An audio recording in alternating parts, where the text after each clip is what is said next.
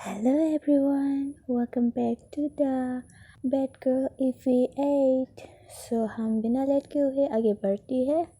तो हन्ना आयरा की और भी करीब जाती है और वो उसे लिख कर रही थी और इससे भी आगे बढ़ना चाहती है, इसलिए वो अपनी किंग साइज बेड पे उसे ले जाती है और आयरा की टॉप पे आती है और वो एक्साइटेड हो जाती है और भी, तो वो और भी लिख करती है और उसे फ्रेश कर रही थी और आयरा भी किस बैक करती है। हन्ना को जो चाहिए और जो करना चाहती है वो करने देती है।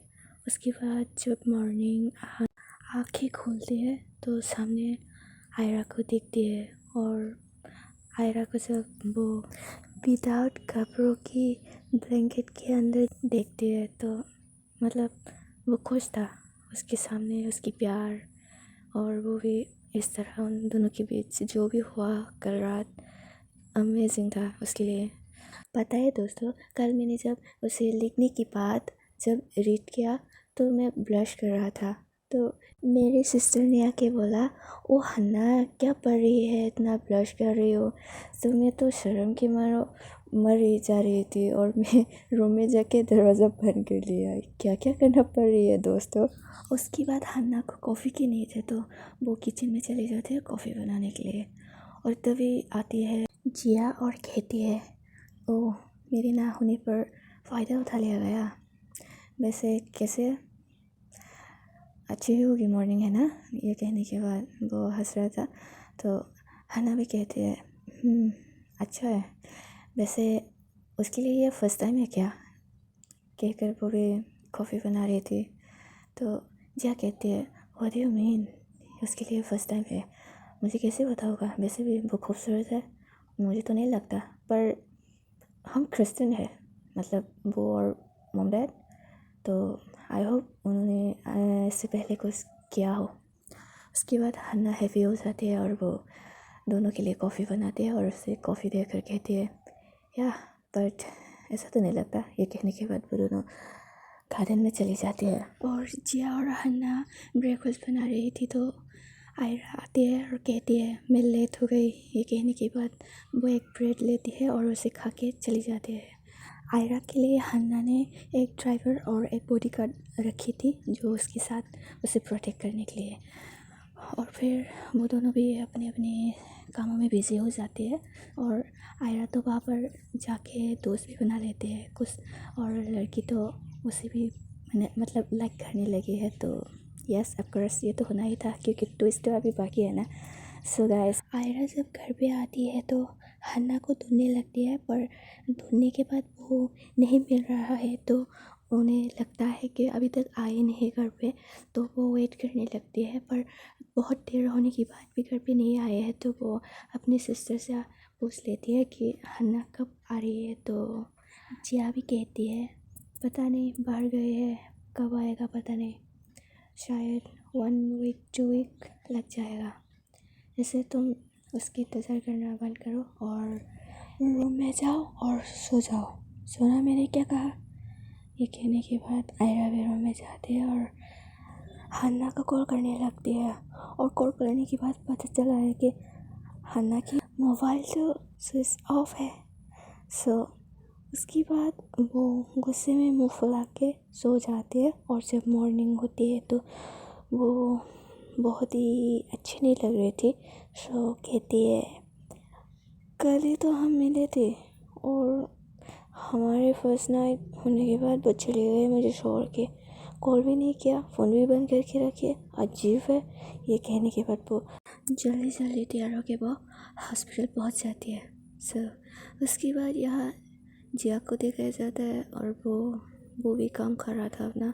वो यहाँ पर उसकी अंकल से मिलने जाते हैं जो है जेल में, और अंदर जाके जिया कहती है आपने सही कहा था, उसे मरना होगा। अब जो 15 साल पहले हुआ था वो दोबारा नहीं होनी चाहिए, इसे मैं रोकूंगी। ये कहने के बाद तो उसके अंकल भी कहती है तो इस बार वो कहाँ गए हैं। तो जिया कहती है आइलैंड, सी आइलैंड। तो उसके अंकल थोड़ा स्माइल करती है और कहती है तो इस बार पक्का मरेगा ना। तो जिया भी कहती है हाँ इस बार जान जाएंगी, ये तो तय है।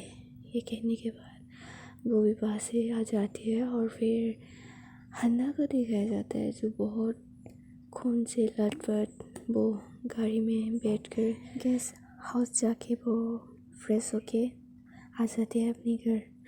और जब घर को आती है तो वो पहले रूम में जाती है और फिर गन्स और मोबाइल लेके बाहर चली जाती है। और फिर बाहर जाके वो हॉस्पिटल पहुंच जाती है। वहाँ पर दूर से कार की खिड़की खोल के वो देख रहा था।